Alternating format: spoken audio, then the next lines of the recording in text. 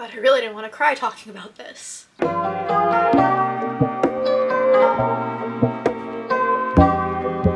I was 32 years old when I got my diagnosis.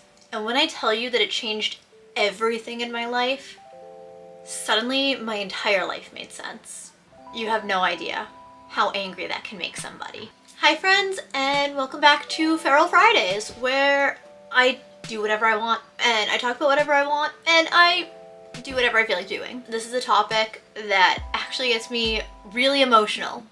So I kind of struggle with putting all my thoughts together in a cohesive manner throughout my adult years. Starting when I turned 19 years old, I got misdiagnosis after misdiagnosis. And we never realized they were misdiagnoses until now. Now that we know what I actually have, my entire life has changed. This isn't just my neurodivergency. I'm neurodivergent and I have a chronic illness. And I was misdiagnosed when it came to both of them. If you've been misdiagnosed, or you're undiagnosed, or you think that you might have something, or you're afraid to bring it up to your doctors, this one's for you. I could do these chronologically with all of my previous misdiagnosis leading up to my actual diagnosis. But I think I'm just gonna go with my most life-changing one first. The biggest misdiagnosis to diagnosis that I had was being diagnosed as bipolar when I actually just have ADHD. I was 19 years old when I was diagnosed with bipolar disorder because, well, you're really sad sometimes, but then other times you're in a very good mood and you're quite impulsive and you talk fast, so you must be bipolar. I lived with that diagnosis for years. I went on the medications. I developed allergic reactions to the medications that ended up giving me more issues. And nothing ever helped. It literally wasn't until, I want to say 3 or 4 years ago, I was at work and one of my coworkers, who's now one of my best friends, one of my bridesmaids, my friend Gabby, she was a new hire and we were just talking and she asked me, oh, like, when were you diagnosed with ADHD? And I'm like, I don't have ADHD. And she's like, no, like, you definitely do. And that was the first time that I started thinking, maybe I do. That's when I started looking into it. The amount of women, by the way, that are misdiagnosed as bipolar when they actually have ADHD is wild. If you Google that, it is insane. It's like bipolar is the default diagnosis for women. But looking back on my childhood, it's always been obvious. And that's really upsetting. I was always shy. I've always been a bit impulsive. I say what's on my mind without thinking about it first, which has actually now given me anxiety. Because all the times I'll realize I'll say something, I'm like, oh, I should not have said that. So now I get anxiety about talking in public. I was always called a procrastinator because I couldn't do things until the last minute when the pressure was on. I couldn't. It was executive dysfunction, I know now. Back then all I knew was I just couldn't do things. I was a perfectionist. I couldn't sleep. I had so much trouble falling asleep and I had even more trouble waking up in the mornings. I was very emotional. I would cry very easily. I was always told that I was a lot or I was too much. I had trouble making friends and having actual real friendships. But they were the most obvious ones. The ones that anyone that knew me, even if they weren't close with me, knew. I was messy. I could not keep things organized to save my life. My hyperfixations were beyond intense. Everyone that knew me in school knew that I was the One Tree Hill girl. I was a huge fan of One Tree Hill and everyone knew that about me. I went to meet the cast when I was 14 years old. Like, I went from Massachusetts to North Carolina to meet the cast when I was 14 years old. This was during season 4 of the show, if anyone's keeping track. So like that was before like conventions and expos were what they are now, when it wasn't normal. And I was always daydreaming. Always. Constantly. My head was never in the real world. Some of that we think was also a trauma response, but that's a story for a different day. All of these things were just dismissed my entire childhood. Oh, it's just who Maya is. Like, Maya's just not working hard enough. Maya is just a procrastinator. Maya's just lazy. Here I am crying again. I just feel so bad for 13-year-old Maya. She was working so hard and everyone just dismissed her as lazy. Teenage Maya struggled every single day and there was such an easy fix. If anyone had even noticed, if anyone had paid attention. I'm not upset over my diagnosis. I'm upset about how long it took to get this diagnosis. I'm upset that it took until I was a grown adult having a coworker ask me about it that got me the help I needed. It's been a mix of meds since I've started, but they finally have me on one that works. And the only way that I can think to explain life now is that it's like I've been playing a video game on expert mode and everyone else has been playing on easy mode. And now I can finally see that. I'm not playing it on easy mode now like everyone else, that's for sure.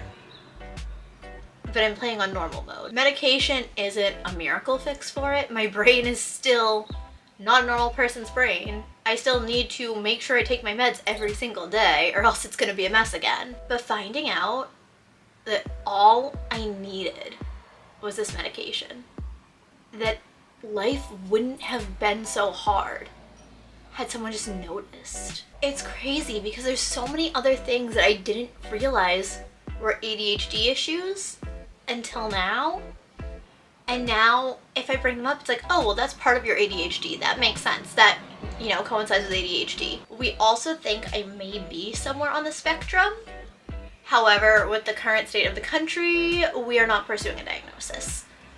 So when I use the term neurodivergent, instead of just saying, oh, I have ADHD, it is because we do suspect that I'm also on the spectrum, but we are not pursuing a diagnosis due to the current state of the country. I just get so angry looking back. I really do. I don't even get sad. I mean, I do a little. My heart does break for young me. I look at all the times I got grounded because I didn't do my homework. I look at all the times I got grounded for not cleaning my room. I look at all the times I got grounded for being lazy or not trying. All I needed was help. But I grew up in a house, like I'm certain most people in my generation did. You didn't go to the doctor unless you were actively dying. And that just breaks me because my life could be completely different. I could be the me that I've always dreamed of being. I feel like that's a big part of the reason that I live by the slogan of be who you needed when you were younger. I don't want to cry. I just needed help. I just needed someone to reach out and be there and see that something was wrong. And nobody did. Speaking of not going to the doctor unless you're actively dying though, around the same time that I was diagnosed as bipolar, I was diagnosed as having a seizure disorder. The reason that I was diagnosed was because I would lose chunks of time. But I was almost always by myself in general. So when I would lose these chunks of time, I was by myself. There was no one around to say what happened during that time. So I was diagnosed with absence seizures because that's what they said it sounded like. And when I say all it took for this diagnosis, there was no actual testing done. I merely ended up telling my doctor like, oh yeah, sometimes it'll be like, I'll be sitting on the couch watching TV, and then the next thing that I know, I'm standing in the kitchen with the fridge open, staring into the fridge, and I'll look up at the clock and it'll be like 30 minutes later. And she's like, oh, you're having absence seizures. That's how I got my diagnosis. She diagnosed me with a seizure disorder simply from that. Plot twist, I don't have seizures. All of that is not seizures. Even the one big grand mal seizure that I had that I filmed an entire video about, turns out that wasn't even a seizure. I was told that if you don't lose control of your bodily functions, then it's not a seizure. I was told that it sounds more like passing out, that I just keep passing out, which in hindsight makes a lot of sense. There are instances of me passing out that I'm aware of. There are instances of me passing out that I'm certain I'm not aware of. So I've just been passing out. I haven't been having seizures, which makes me really mad because I have never been able to drive because this losing chunks of time, which would be me passing out, has happened frequently enough that legally, if those were seizures, I would not be allowed to drive. I could have been driving for years. The amount of anger that I feel about that. There were other weird symptoms that I had, like when I would try to actually clean my messy room that was messy because of ADHD, I would feel sick. There was one day I was cleaning the kitchen here. I was standing up on top of a chair, cleaning the top of the fridge because we have flowers up there that are wilted. So I've got like the Scrub Daddy and the pink stuff and I'm going at it on the top of the fridge. and all of a sudden I thought I was gonna vomit everywhere. I had to literally go lay down for the rest of the day, and I couldn't move for the rest of the day. There was the time at Gen Beauty that I was in line with my sister, and I got this feeling where the only way that I can explain it is like I got striped tunnel vision, and I thought I was either going to vomit or pass out, and I had to go sit down. Then I ended up in a wheelchair the rest of Gen Beauty because it was that bad. Back then I thought that was a symptom that I was going to have a seizure. Now I realize I just was actually going to pass out. When I was younger, I was cleaning my room. My friend Mandy was over. We were rearranging furniture, and I started feeling really sick, and I ended up throwing up just from rearranging my room. The tipping point and how I realized what was actually wrong was this room, this office. When I finally buckled down and I unpacked, thanks to my friend Kelsey, Kelsey, you are an absolute angel, by the way. Kelsey was over, and she was helping me, and it was literally putting things on my shelves and just bending down, picking it up off the floor, and standing up to put it in the drawer. And I kept getting that weird feeling of like, I'm either going to vomit or pass out, and I was not well. I don't remember how it got brought up, but somehow, it might have just been that my Apple Watch notified me of my heart rate being high. But somehow I found out that I had a very high heart rate. And then I think it was Kelsey that brought up POTS. Every single thing matches me. Every single thing. If y'all have seen the videos of my flare-ups, I literally will have moments when I'm blow drying my hair. If I have my arms above my head, that can really set off my heart rate. I have brought it up to my doctor. My doctor very much agrees. We track my heart rate religiously. I cannot get the diagnosis from my doctor though, because she is just a general primary care. I need to see a specialist, which is not until December. So like, hi, yes, I have POTS. I just won't have it officially diagnosed until December. What's the big deal? What are they going to do? There's nothing they really can do. Just have me not overexert myself, have me monitor my heart rate. But I am so lucky that I have wonderful friends that understand. I have a wonderful support system now that understands. I genuinely just wish, again, that this had been caught when I was young. You know, I hated gym class when I was young because I always felt like I was literally dying. I could not run the mile growing up. I couldn't. I quite literally always thought I was going to have a heart attack. Always. It was scary. People wondered why I hated gym, why I wouldn't run in gym. And now I've learned how high my heart rate gets. That's terrifying. Had I found that out back then, had I learned back then that me losing chunks of time was actually me passing out, my messed up teeth are because I thought it was during a seizure, but it was because I passed out and I smashed my face off the ground. I wouldn't have the messed up teeth that people make fun of me for all the time on social media. It's my biggest insecurity is how messed up my teeth are. And that's because I passed out and I've smashed my face against the ground and broken my teeth. But dental care is expensive, and in the US, dental care is not covered by health insurance. But that's a different rant for a different time, because apparently those are the only bones in your body that aren't important, I guess. I just wish I found out when I was younger, because it would have made life so much easier. And then the fun one. Y'all know that I'm gluten-free, and I've always said I'm celiac. I found out last December that I do not have celiac disease. That I have a diagnosis that I should have had since I was born. Literally, when I was born, I should have had this diagnosis. I was a NICU baby. I'm told that it's because when I was born, I had the hiccups and I swallowed some of the fluid, so I was a NICU baby. I was informed by my doctor that that is in no way, shape, or form accurate. That being born with the hiccups would not have affected me that way unless I had, it's gonna sound gross, but unless I had aspirated my own feces. So apparently that's what actually happened. Yes, maybe I was born with the hiccups, so I swallowed the fluid, but that means that I would have also aspirated my own feces in the womb. And she said that if that had happened, I should have been diagnosed as a newborn with IBS. I'm gonna give my parents the benefit of the doubt on that. Maybe they weren't told that being born with the hiccups, I aspirated my own feces. Maybe they weren't told that. That's not on my parents for that. You know, they went with what they were told. That's on the doctors. That's 100% on the doctors.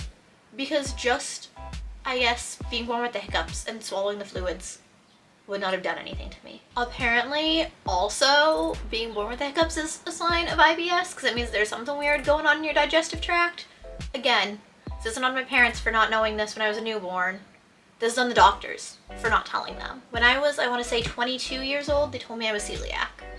They told me that since I had already cut out gluten, the test was inconclusive, but that they were going to put down on my chart that I had celiac because they fully believed it. But I wasn't consuming enough gluten for the test to show accurate results. A lot of the symptoms were I would get intense bloating immediately after I'd eat. Like literally I would go from looking slim to looking like I was 9 months pregnant. It was bad. I would get the worst brain fog. I would get migraines. I would get skin rashes. It was bad. So I was diagnosed with celiac disease. The unfortunate thing is that I still get that bloat sometimes. And I have a lot of digestive issues. I have since I was a child. And it's really funny to look back on. When I was a kid, cheese was almost banned from the house because of the digestive trauma it gave me. The amount of times, for lack of a better way to put it, but the amount of times I would go 2 weeks without being able to use the bathroom, my digestive issues were bad. The amount of ER trips because I was in so much pain. At one point, I literally vomited up feces. My colon hated me. My colon went through hell and back. Come to find out I'm not celiac. I have IBS. IBS-C, to be specific. Not the version that most people think of. Not the, oh, I need to be near a bathroom 24/7 or else I'm going to poop myself. I'm literally the exact opposite. And that's not from celiac disease. That's from having IBS. And that should have been diagnosed in me as a newborn. My doctor was so surprised that that was not in my chart. My doctor was shocked that there was no mention of it. Because how I was born, with the hiccups, with apparently aspirating feces, was a dead giveaway that I had IBS.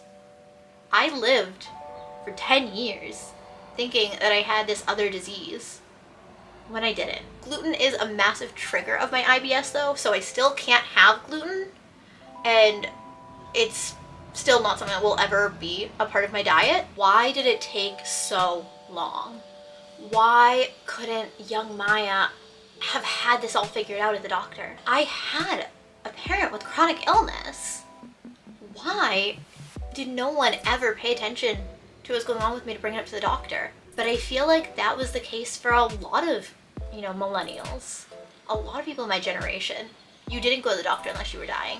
And for your yearly physical that you had to do to go to school, you didn't bring up anything that was wrong. Parents didn't want to admit that anything was wrong with their kids. But we know when there's something wrong with us. But at the same time, we don't. Kids are kids. To us, this is the norm. To me not being able to start things, me always being disorganized, the chaos constantly in my brain, that was my norm. Me being in pain every single time that I ate food. Me not being able to run without feeling like I was having a heart attack. I thought I was just out of shape. And that's the thing, I was an active kid. I did competitive gymnastics. So why was I feeling like I was gonna have a heart attack whenever I tried to run? Why did a lot of simple household tasks make me feel like I was dying? Why was I losing chunks of time? But to me, this was all normal. To me, I was the problem. It wasn't something wrong with me, it was me being the problem, because when you're a kid, you don't know any different. I have a lot of friends where it was the exact same way. Looking back now, yes, I feel so much anger. But I also feel so much grief. Grief for all the different versions of me that I never got to be. Grief for all the different lives I could have led. I love my life now. Like, please don't get me wrong. I love my fiance. I love the people in my life.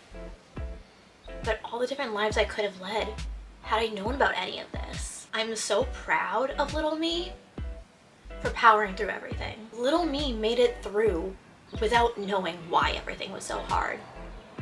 Or worse than that, thinking that little me was the problem. Little 13-year-old Maya looking around her bedroom that looked like a bomb went off, just wanting more than anything to get that room clean and not being able to. So 22, 23-year-old Maya being blamed for everything because, oh, you're bipolar, you're crazy. Wondering why the meds weren't working, wondering what was so wrong with me that nothing worked, that nothing made me normal.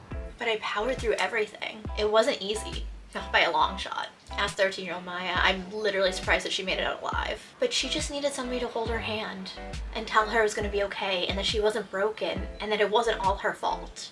And she didn't have that. So she did it all on her own. I am so proud of her. Getting the diagnosis and being on the right medication isn't a magic cure. I used to think that I could just take a pill and everything would be better. And now I know it's not true. But it helps me figure out how to be. I have my systems now, which I couldn't do without the right diagnosis and the help of the right medication.